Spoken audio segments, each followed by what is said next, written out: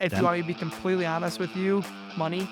Oh, I know what that's like. Yeah. Yeah, money's nice, right? In my early years of college, I was kind of lost when I was a sophomore. When sitting in my organic chemistry class, when my mom and dad texted me saying, "Hey, they took a jump off a cliff with holding hands and jumping into the unknown about an apple orchard." And I went up to my teacher and turned in my exam form and said, "I'm done." Never turned back.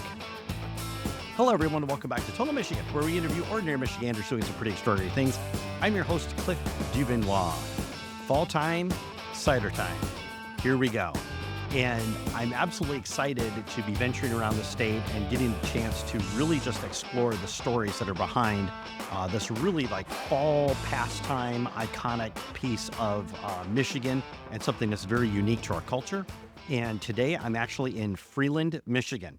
One of the top places on the Pure Michigan website to come for cider, that would actually be Baynes, Apple Valley. And sitting with me today is the front of the house manager of Baynes Apple Valley, and that would be Ben Coughlin. Ben, how are you?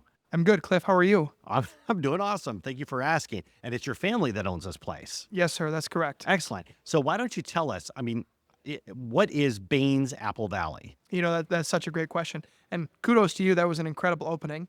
Well, thank you. But Baynes is, I don't like to say it's a place. It's more of a culture is a good word to use. Ooh. We like to think that, side note, the place has been here since the mid-50s. Right. It's been here for a relatively long time. My mom, dad purchased in 2017. Before that, it was your average grab a six-pack of apple cider donuts, a caramel apple, and maybe a half gallon of cider, and then leave it in a 5-minute span. We've tried to evolve that and take that to the next step, make it a place where people can come and hang out for a couple hours, eat lunch, eat dinner. We have a full live music schedule that people like to come and enjoy, a full-service bar that people come and enjoy all the fun stuff that Michigan has to offer. We want to keep people here as long as possible because, as you know, they spend more, right? But then they get to experience more. We get to know more about their story as well. So the longer people stay here, the more connected we feel with them. And that's our goal. Awesome. So let's take a step back because you said that this place had been here for 51 years? It was 51 before we bought it, but even before that, it had a different name. It was called Farmer Baynes, and then it was Farmer Baynes Apple Valley, and then Baynes Apple Valley Farm, and then or a mix of those terms, right? The owners that we purchased it from, their parents started it, so it's been multi-generational, right? And then the woman that we purchased it from didn't want to pursue it anymore. She's now retired, living the dream up in northern Michigan. And we wanted to continue her dream, but add our own little spice to it. And so it's been here for a long time. There have been multiple expansions in the last X amount of years by us, by them as well, trying to take it to the next step. It used to be you used to be able to come and grab or pick apples and do all of that fun fall stuff. Right. It's in a little bit of a different space now, as we talked about earlier, and we can go on that a little bit in depth later. But it's still a place that holds a lot of tradition and culture in this area, a place that a lot of people know about in mid-Michigan, a place that people still venture to come from even all over across the state. People come here all the time and say, "Hey, I used to come here as a kid," right? We used to do a ton, or not we, but the old owners used to do a ton of like middle school and elementary school classes and stuff like that. They come back and see all the changes that we've made, and then they continue to come back because they like the changes that we made. Yeah. You mentioned earlier that I mentioned earlier that this place is all about culture, and we want to build a fun, warm, and inviting space for people that want and willing to come and stay for a while. We have a lot of different things to offer. As you mentioned, you wanted me to talk about what we do have to offer. We do everything from apple cider donuts to fresh pressed apple cider, caramel apples on the side of like the bakery. We have a full service bar. As I mentioned, we have 24 taps that we serve anything from hard cider, craft beer, craft cocktails, craft wine from all across the state of Michigan. We have a full service restaurant that serves lunch and dinner. We have a full service, keep saying the word full service. We have a full concert venue outside that holds up to about 500 people. We had a concert this past Saturday that absolutely rocked. We have a wedding venue that we are super, super proud of, that we can do weddings, wedding showers, bridal showers, or baby showers, I should say, corporate events, everything that anyone would want to have like a private event for, something a little intimate, something they want to be passionate about. And we like being a part of their story. So we're open to any type of event. We had a wedding here a couple weeks ago very small wedding, 40 people only. But we were able to say, hey, we've made an imprint on these people's lives, and they will continue to come back and celebrate that with us. Certainly. So let's go back here. You talked about how this this other family had owned the place for 51 years. Sure. But in 2017, your family decided to purchase it. So why don't you tell us a little bit about why Of course. your family purchased it? You know, I ask that question to myself all the time. Why, right? I remember coming here as a kid, right? Not a ton, but I remember I used to come in and buy something called cowtails.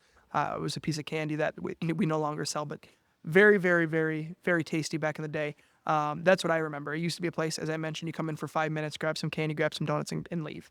My mom, who's an incredible lady, saw an opportunity to really, really make an impact locally, hyper-locally, as opposed to the impact she was making globally. She used to work for Campbell's Soup, selling soup all over the country. Found out later in her career that she was impacting other people's lives in different areas of the country, but not impacting her family here at home. She was gone a lot, 3-4 days a week, constantly when I was in With elementary all the and middle travel school. and yes, Travel's hard. that's right? sales. You Yes, miss yes. very important key parts of your kids' lives. We were very blessed to have my grandmother live 2 doors down from us. So grandma filled those roles of momhood for a little bit when my mom was gone. And then my mom kind of realized when my sister and I went off to college that she really needed to take a step back and analyze the current state of our family and see how we can improve our local community as opposed to every other place in the country, right? Soup can only take you so far. But she hyperfixated on this little local apple orchard that she saw was for sale and pushed all of her chips in. There was no connections to apples at all before that, right? The only connection we had to this place was just coming here maybe once every other fall or something to that effect. Right. She pushed all of her chips in. I don't know if she felt she always says she felt gravitas in this space. She felt like she belonged here. Oh, wow. And the process of her and my dad looking at the space took over a year and slowly fell in love with it. And as I mentioned, when she pushed all of her chips in, it took my dad about 18 months after that until he pushed all of his chips in. And then it took 18 months after that for me to push all my chips in. So there are 3 of us here. My sister is a full-time teacher right now, and my brother just moved home after graduating from college, but they like to be here on the when they can as well. But my mom, dad, and I have pushed all of our chips in, and as of now, there's no turning back. So, but we say that in a positive way because we have turned this place into even something more than it used to be. It's a place that people feel a connection to, and it's a place where people feel warm and invited. And we want to continue that. You know, my mom, I keep talking about my mom because she, as I mentioned, is an incredible lady and has made an impact on a lot of people's lives. She wanted to build this mission statement right when we started. That was the first thing she did, was build a mission statement. And the mission statement goes something to the effect of she wants to affect our area 1 apple, 1 donut, 1 person at a time. It doesn't matter if we have 1,000 people come here in a day. It doesn't matter if we have 1 person come here in a day. It's us making an impact on at least 1 person and making their day better that makes us get out of bed in the morning. That's the reason we come here. That's the reason we want to do this. Right. You know, you mentioned my mom and dad earlier, even a little bit more about my story. I was a Michigan State grad, had every intention of going into the dental field. What was it about dentistry? If you want me to be completely honest with you, money. Well, I know what that's like. Yeah. Yeah, money's nice, right? I didn't have a passion in my early years of college. I was kind of lost, and not in a negative way.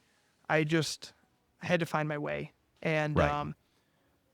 when I was a sophomore, when sitting in my organic chemistry class, when my mom and dad texted me saying, "Hey, they took a jump off a cliff with holding hands and jumping into the unknown about an apple orchard," and I went up to my teacher and turned in my exam form and said, "I'm done," and never turned back. Right? I'm so happy of the decision that I made.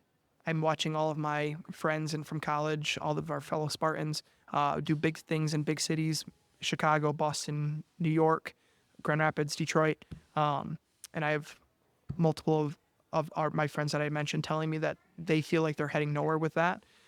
Climbing the corporate ladder is nothing bad, don't get me wrong, but my mom always says they're working for the man, right? And here we don't feel that. Here we feel like we are working for ourselves and we're working towards the greater good. We're working for the community. We're working for the people that we support here, all 52 employees of ours. We're trying to make an impact on their life or their lives, just like the way we're making an impact on ours. Why don't you tell us about, because you're talking before about how you left Michigan State. Sure. You know, you were going into orthodontics, and then you're like, your parents texted you. Yep. And said, we got an apple orchard. Complete and halt. You're like, I'm going to I'm punch out. out. I'm out. Why don't you talk to us about, because I know coming on board, it's like going to college versus now all of a sudden you're in this space. Sure. And where we're sitting right now, like really none of this existed, right? So why don't you talk to us about some of those challenges that you faced coming in here, like the reality of like, holy cow, we actually have to do this now. Of course. The first couple years were a little bit of a blur. I'll be completely honest. There was so much going on, so many moving pieces, construction, remedying old problems that the old owners had neglected, trying to rebuild the customer base, bring new people in, right? Keep the sales afloat. That was the first handful of years. And then 2020 rolls around where I was supposed to come on full time and COVID hits. And that really obviously put a dent in not only us, but every other business in America, right? We were super fortunate when COVID hit that we were able to stay open because at the time we were zoned agricultural. And so when I came on full time, the challenge of working for your parents, because even though they're incredible people, I unfortunately still live at home. But so seeing them in the morning, seeing them at work, and then seeing them at night sometimes can be a lot, especially if we have differing opinions or I handle situations differently than the way they handle situations. I see my mom and dad butt heads, my mom and I butt heads, my dad and I butt heads, right? All three of us can constantly butt heads. Finding the middle ground is my mom always wins, right? I will say my mom always wins. But finding that middle ground sometimes and what my vision compared to what their vision looks like can sometimes be different. But even with different visions, we continue to push forward, and we have slowly realized that all three of us are on the same page. We're on the same team. Our family's on the same team. We're on the same team as our employees in our community. We want to do what's best for everyone. I would say probably the biggest challenge that we had to kind of overcome when we bought the space was completely shifting in life. My mom didn't know anything about small business. My dad didn't know anything about small business. They had to climb a mountain and try to get our current employees behind them, right? And say, hey, here's our vision. Here's what the next 2, 5, 10 years look like. We want you guys to buy into it. Having the employees buy into that can be relatively challenging because they knew what they knew before. And hey, this is how we used to do things. But hey, here's how we're going to do things now. And that was not easy. We lost some staff. We lost some incredible people because they're like, hey, I can't handle the change. I've been working here for 4 years and all of a sudden it's going to be completely different, starting from scratch. Some people didn't buy into that. And so right at the beginning, we knew that we were climbing an uphill battle, and we're still climbing that battle. And so when you talk about, especially like coming in here and there's, repair work that's got to be done, but this place today looks absolutely fantastic. Thank you. Talk to us about creating that vision, like being able to come in here and say, okay, this is where it is today, but this is where it needs to be. Sure. My mom always says that clutter is bad. I will say, the store used to be a little cluttered. There was a lot of things, a lot of places. We had to eliminate about half the SKUs that the old owners did have, just because we saw that stuff was sitting. We don't want stuff to sit. We want stuff to move. Right. So the front space is completely different, completely revamped. A lot of open space. The back cafe that used to be here, there used to be a lot of clutter. I remember bicycles hanging from the ceiling. And that was one of the first things that my dad had done was take the bikes off the ceiling because he's like, some of this stuff just doesn't make any sense. There was a very, very, very, very small back patio, and the deck was one of the first things that was constructed. because the back patio was rotting, and it was something that we just needed to completely remedy. There was a kids play set outside that was extremely dangerous, nails sticking out of everything, kids were getting splinters, stuff to that effect. Everything just needed to be cleaner, safer. People, and we wanted to give people, we wanted people to walk through the front door and be like, oh my gosh, this place looked different. I would say another challenge you mentioned earlier to talk about our challenges.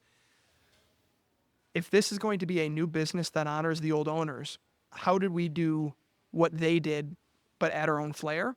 Right. One of those kind of solutions is paint the walls, make the space look bigger, maybe redo the floors, right? Stuff to that effect. So that's what we did. We painted. We did a lot of shiplap. My mom's obsessed with shiplap, chip and join again style, as I mentioned earlier. We did a lot of like faux brick to give people maybe an affect of, okay, hey, this place does look different. Hey, this Right. place is going down a better path. This place is, I want to go back and see what's next and what they're going to continue to do. We couldn't sit stagnant for very long, because when you have the buzz of quote unquote new owners, you want people to come in and say, hey, I can feel that this space has a new like life put into it, if that makes Right. sense. So did all of the design ideas around here come from Chip Joanna Oh man, Gaines or my mom is HGTV? my mom is an HGTV fiend. You know, Huh? I said that she usually gets her way. We have experimented with different things, like aesthetically in the store. And my mom, once she sees it, if she thinks that it works, we go with it. You know, and we get a lot of positive and negative, or a lot of positive feedback from our customers that sometimes happens to be negative. And what I mean by that is if someone wanders in at one of our regulars and says, hey, I don't like the way this looks, we'll take it into consideration and then hopefully make it even better. Right. Because if they're thinking it, someone else is thinking it as well. You know, if you were to look around this space, you'll see a lot of classic pieces. As I mentioned to you earlier, before the interview, everything here doesn't have its place. Things around here move. Things around here transition. The way our goal with this space is every time people walk through the door, we want them to see something different. Yeah. We want them to experience something they have never experienced before coming in this building, because then that would make them feel, hey, I want to go back again in the future to maybe even get a different experience then, right? That was another big challenge, is how do you continue to keep people intrigued, and showing them new things and introducing them to new experiences is a big part of that. Certainly.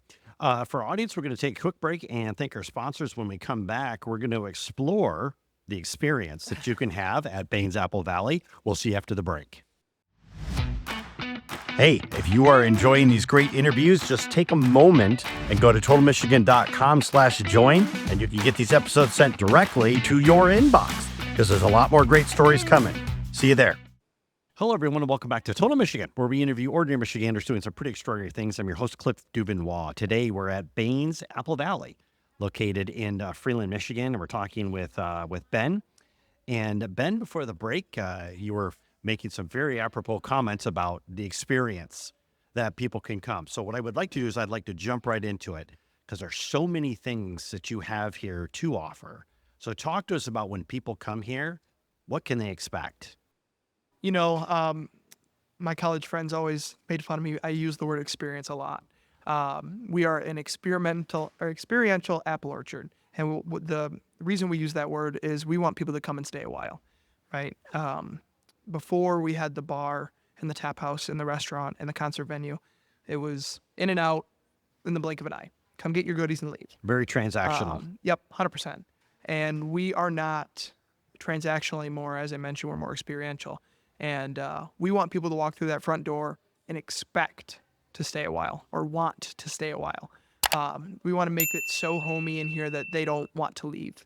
A lot of people have mentioned to me in the past that this is a home away from their home, a place where they can come and feel warm and welcome, and see familiar faces and bright smiles, home-cooked food, and maybe really have a nice glass of wine of something to that effect, hear some good music.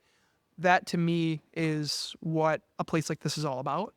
So an average day for someone coming in, to me anyways, on let's say on a Friday afternoon, you come in, take some time to shop around our gift shop, maybe look at our bakery, goodies for a little bit, head on over to the tap house, grab a drink, go sit at a table either on our back deck or in our cafe, have one of our incredible waiters or waitresses come up to you and present you with a menu of what we cook homemade every day. So everything we cook in-house is homemade, and eat an incredible dinner. Maybe start off with one of our 5 homemade soups that chef makes every day fresh, or maybe an appetizer or something like that. Now, from a restaurant style perspective, this isn't something that you've always offered, though. No, not at all. Right? This is something that's newer. Sure. So this is year 2 of the full flesh restaurant. We were blessed to have someone fall into our lives who loves food more than I do, and that's hard to find. She is incredibly passionate about food. And so she will do everything in her power to just make the best thing possible.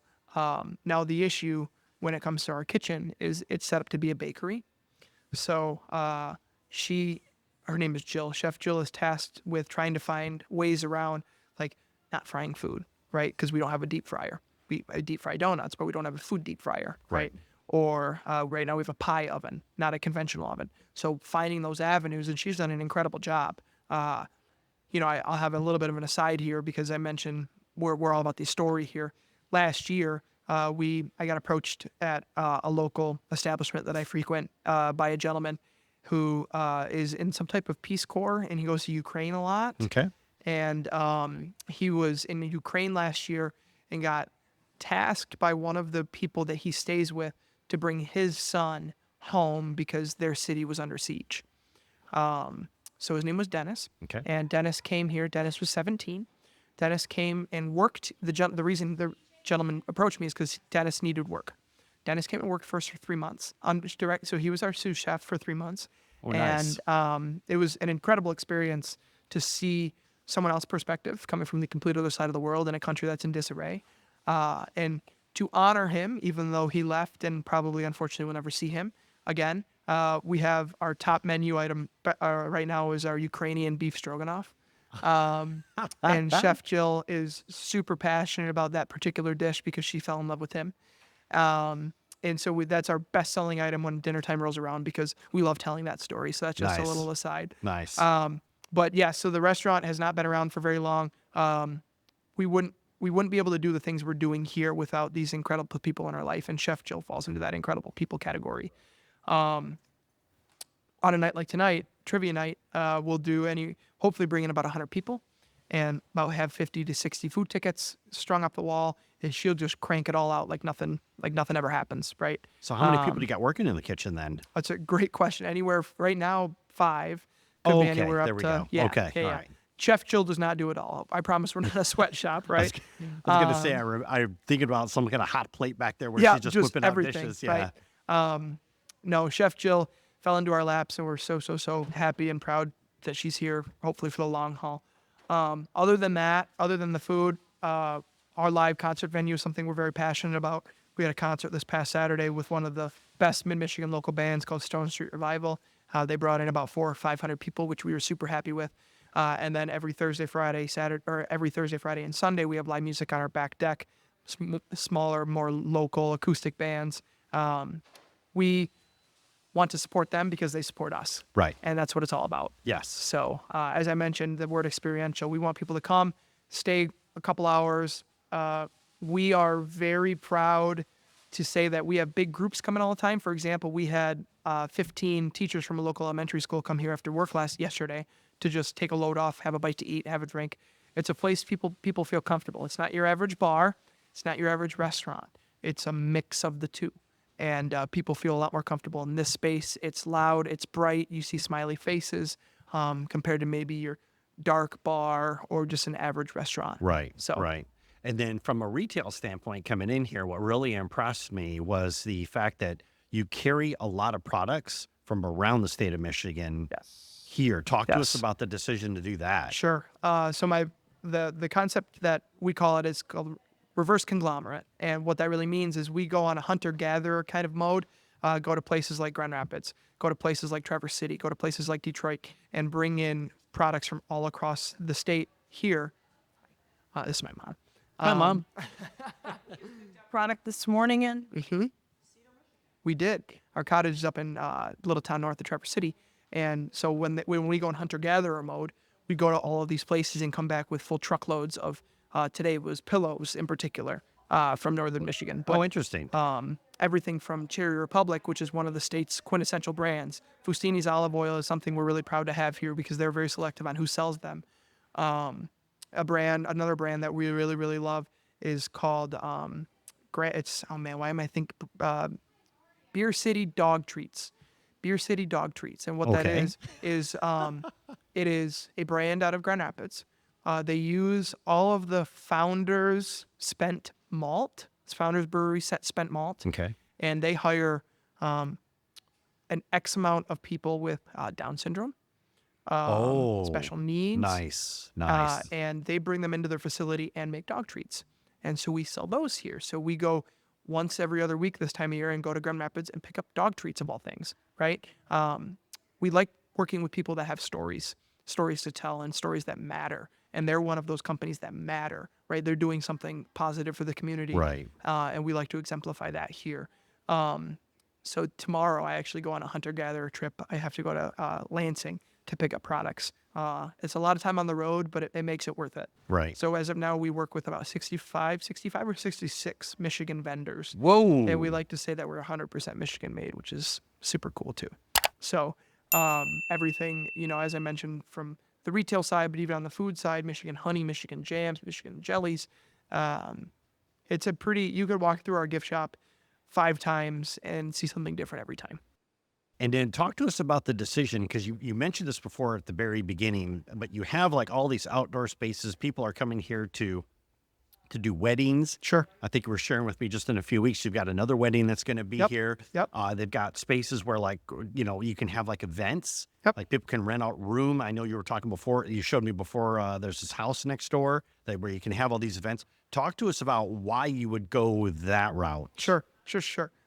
We are, post-COVID, we kind of realized that people are over the normal wedding scene, a hall with 4 corners kind of thing.